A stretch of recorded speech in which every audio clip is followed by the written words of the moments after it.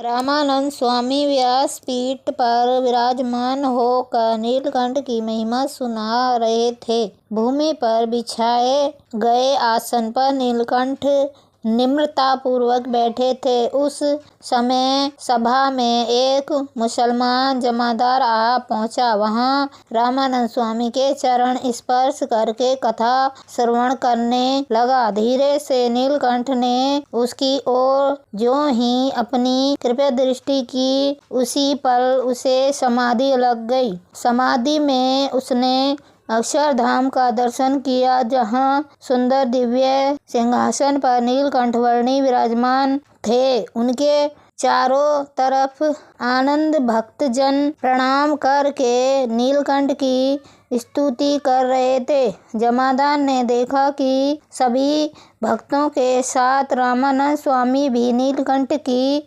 स्तुति कर रहे थे। जब वह समाधि अवस्था से जागृत हुआ, उसने उसे खड़े होकर कहा, यह क्या? यह हिंदुओं की कैसी उल्टी रीति है? मुझे तो बिल्कुल ही समझ में नहीं आ रहा। यह कैसी रीति है कि मुराशिद यानी संत सिंहासन पर बैठे और अल्लाह भगवान भूमि पर बैठे। रामानंद स्वामी ने स्मित कराते हुए कहा, जमादार साहब, यह आप नहीं समझोगे। हम हिंदुओं की असली रीति रिवाज यही है। वशिष्ठ ऋषि ऊंचे आसन पर विराजमान होते थे, जबकि भगवान श्री राम उनके समक्ष भूमि पर विराजमान होते थे। नीलकंठ यह सुनकर मंद मंद स्मृति करने लगे। जमादार बिना कुछ समझे नीलकंठ के चरण स्पर्श करके